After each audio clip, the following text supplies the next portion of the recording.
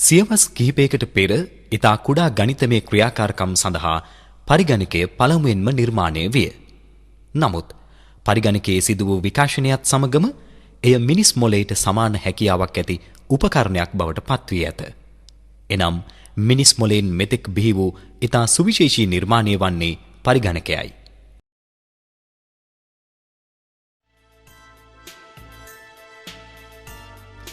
පරිගණකයක් යන්න කුමක්ද කියා දල වශයෙන් නිර්වචනය කළොත් පරිගණකය යනු කිසියම් දෙයක් ඇතුල් කර අප විසින් දෙනු ලබන විධානයන්ට අනුකූලව අපට අවශ්‍ය කිසියම් ආකාරයකට සකස් කර එය පිටතට ලබාගත හැකි විදුලි බලයෙන් ක්‍රියා කරන යන්ත්‍රයකි.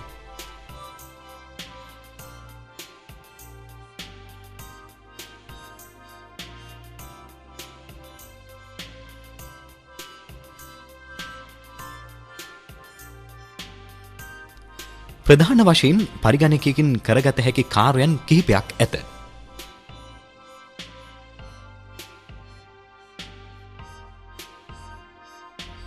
පිටතින් පරිගණකයට දත්ත ඇතුල් කිරීම සහ ඉන් පිටතට ලබා ගැනීම ඉන් එක කාර්යයකි. පරිගණකයේ ලිපියක් සකස් කර එම ලිපිය මුද්‍රණය කරන ලද ලිපියක් ලෙස ලබා ගැනීම මෙවැනි කාර්යයකි.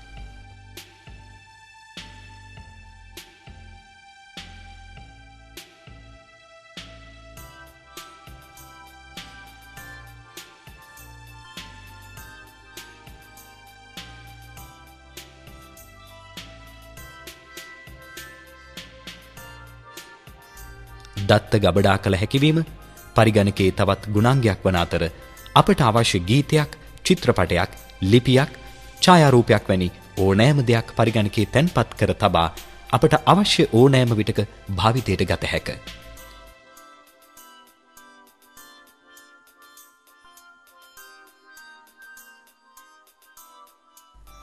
පරිගණකයෙන් ගත හැකි තවත් ඉතා වැදගත් කාර්යයක් වන්නේ අප විසින් ලබා දෙන දත්ත අපට අවශ්‍ය ආකාරයට සැකසීමට හැකිවීමයි. අප සතු ඇති paludu වූ කළුසුදු ඡායාරූපයක් පරිගණකයට ඇතුල් කර එම ඡායාරූපයේ paludu ඉවත් කරන ලද වර්ණ ඡායාරූපයක් ලෙස ලබාගත හැකිවීම එවැනි කාර්යයක්.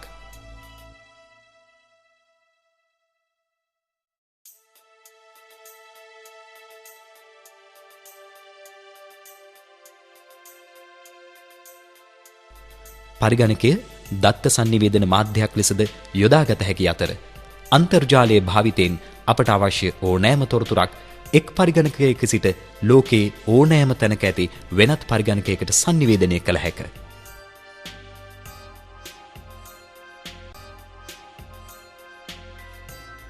පරිගණක පද්ධතිය. පරිගණක පද්ධතිය ප්‍රධාන වශයෙන් කොටස් දෙකකින් සමන්විත වේ. හાર્ඩ්වෙයාර් සහ සොෆ්ට්වෙයාර් ලෙස මෙම කොටස් දෙක හඳුන්වනු ලබයි. හાર્ඩ්වෙයාර් යනු පරිගණකයේ ආශ්‍රිත සියලුම ද්‍රව්‍යමය උපකරණ සහ කොටස්ය. මේවා අපට ස්පර්ශ කළ හැකි අතර monitor, keyboard, mouse, system unit වැනි දේවල් හાર્ඩ්වෙයාර් ගණයට අයත් වේ.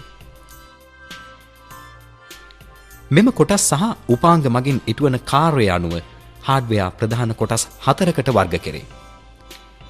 Input devices, processing devices, storage devices, output devices.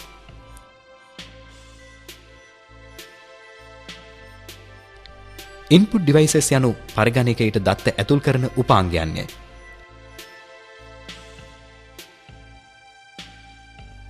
processing යනු පරිගණකයට ඇතුල් කරන දත්ත කිසියම් ආකාරයකට සැකසීමයි. මේ සඳහා උපකාරී වන උපාංගයන් processing devices ලෙස හඳුන්වනු ලබයි.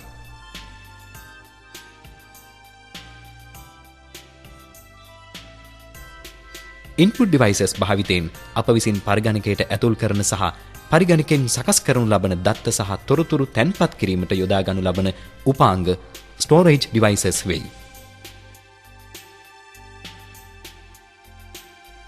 output devices යනු පරිගණකයෙන් දත්ත සහ තොරතුරු පිටතට ලබා ගන්නා උපකරණයන්ය. දැන් අපි මේ එක් එක් කොටස් සහ උපාංගයන්ගෙන් සිදුවන කාර්යයන් හඳුනා ගනිමු.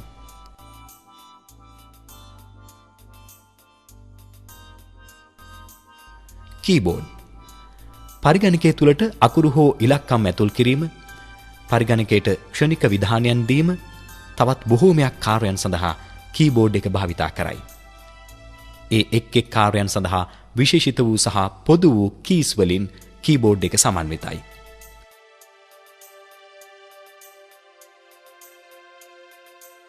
මවුස් පරිගණකයට විධානයක් ලබා දීමේදී ප්‍රධාන වශයෙන් මවුස් එක භාවිතා කරයි.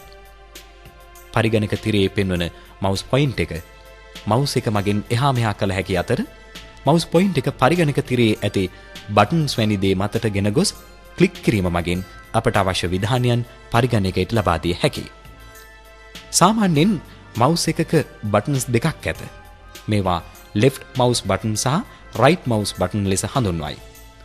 මෙම බටන්ස් දෙක මගින් සිදුවන කාර්යයන් එක් අවස්ථාවන්හිදී විවිධාකාරයි.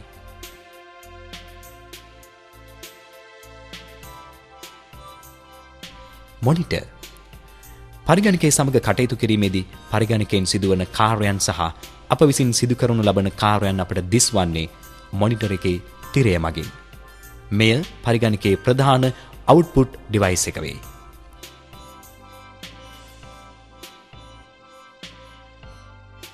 සිස්ටම් යුනිට් සිස්ටම් යුනිට් යනු පරිගණකයේ වැදගත්ම කොටසයි. කීබෝඩ් සහ මවුස් මගින් දෙනු ලබන විධානයන් අවබෝධ කර ගැනීම, ඒ අනුව කටයුතු කිරීම, දත්ත තැන්පත් කර තබා ගැනීම සහ පිටතට ලබා දීම වැනි කාර්යයන් මේ මගින් සිදුවන අතර ඒ කාර්යයන්ට අවශ්‍ය කොටස් සිස්ටම් යුනිට් එක තුල අඩංගු කර ඇත. එසේම කීබෝඩ්, මවුස්, මොනිටර්, ස්පීකර් සහ ප්‍රින්ටර් වැනි සියලුම උපාංගයන් මෙම කොටසට සම්බන්ධව ඇති අතර මේ සියලු කොටස් සමග සම්බන්ධතාවය ඇතිවන්නේද සිස්ටම් යුනිට් එක මගින්ය.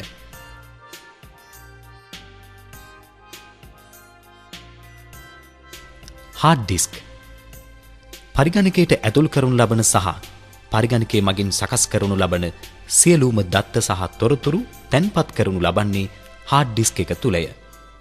මෙය සිස්ටම් යුනිට් එක තුල ඇති හાર્ඩ්වෙයාර් උපාංගයකි. හાર્ඩ් ඩිස්ක් එක තුල ගීත, චිත්‍රපට, ලිපි, පින්තූර හෝ සොෆ්ට්වෙයාර් වැනි ඕනෑම දෙයක් තැන්පත් කළ හැකි අතර අවශ්‍ය ඕනෑම මොහොතක ඒවා මකා දැමීමද කළ හැක.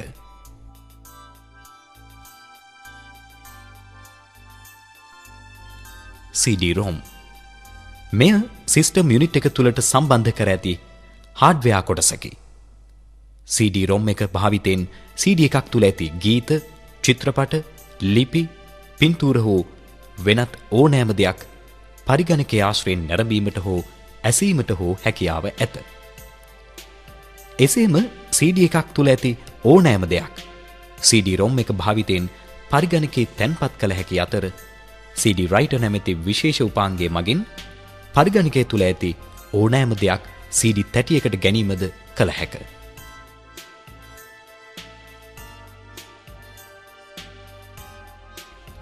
ෆ්ලොපි ඩිස්ක් ප්‍රමාණින් ඉතා කුඩා දත්ත එනම් ලිපි, පින්තූර වැනි දේවල් තැන්පත් කළ හැකි ස්ටෝරේජ් ඩිවයිස් එකක් ලෙස ෆ්ලොපි ඩිස්ක් එකක් හඳුන්වා දිය හැක. ෆ්ලොපි ඩිස්ක් එකක ඇති දත්ත පරිගණකයට ඇතුල් කිරීමට හෝ පරිගණකයක ඇති දත්ත ෆ්ලොපි ඩිස්ක් එකක් තුලට ගැනීම සඳහා ෆ්ලොපි ඩ්‍රයිවර් එකක් උපයෝගී කරගන්නා අතර මෙය සිස්ටම් යුනිට් එක තුලට සම්බන්ධ කර ඇති උපකරණයකි.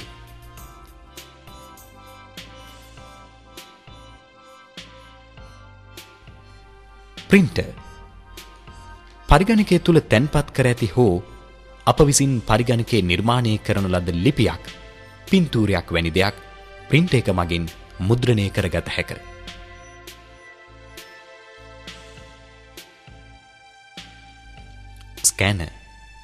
ස්කෑනර් එකක් භාවිතයෙන් පින්තූරයක්, ලිපියක් වැනි මුද්‍රිත සටහනක් පරිගණකයක් තුලට ලබා ගැනීම කළ හැක.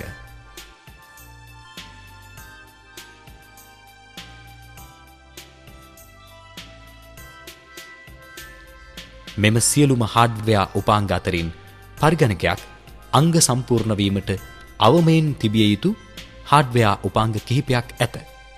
මේවා කීබෝඩ්, මවුස්, මොනිටර් සහ සිස්ටම් යුනිට් එක වේ.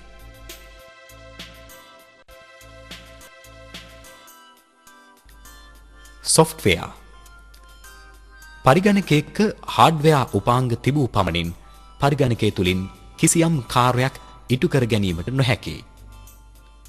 hardware උපාංගයන්ගෙන් නිසි ලෙස කාර්යයන් ඉටු කර ගැනීම සඳහාත් පරිගණකයේ ක්‍රියාකාරීත්වය පාලනය කිරීම සඳහාත් පරිගණකයෙන් අවශ්‍ය කාර්යයන් සිදු කර ගැනීම සඳහාත් ඒ කාර්යයන්ට අදාළ වන software පරිගණකයක් තුල තිබිය යුතු වෙනවා.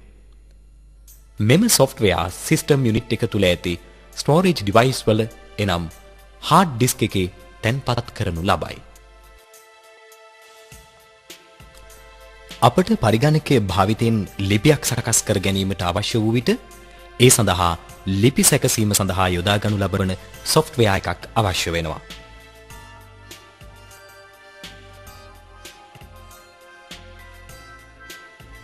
එසේම ලිපිය ටයිප් කර ගැනීම සඳහා කීබෝඩ් එකද කිසියම් විධානයක් ලබා දීම සඳහා මවුස් එකද එය බලා ගැනීම සඳහා මොනිටර් එකද අවසානයේ එය print කර ගැනීම සඳහා printer එකද අවශ්‍ය වෙනවා.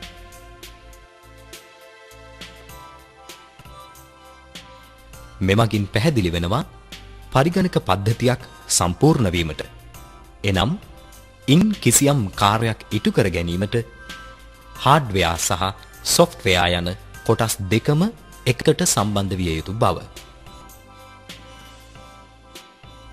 මෙසේ පරිගණකයක් මගින් කරගත හැකි විවිධාකාර කාර්යයන් සඳහා විශේෂිත වූ නොයෙකුත් software වර්ග පවතී. මෙම software වර්ග application software එනම් කිසියම් කාර්යයක නියැලීම සඳහා ඇති software ලෙස හඳුන්වනු ලබයි.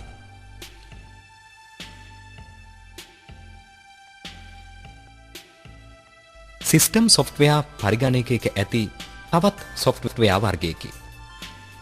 පරිගණකය on වීමේදී එම කටයුතු පාලනය වීම සහ පරිගණකය on වූ පසු පරිගණකයේ පාලනය කිරීම සිදුවන්නේ system software මගින්ය.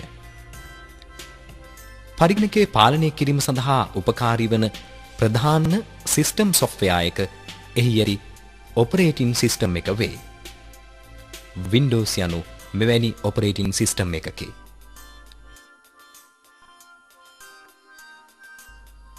ඉහත සඳහන් කළ application software වල ක්‍රියාකාරීත්වය රඳා පවතින්නේ මෙම operating system එක මගින්ය.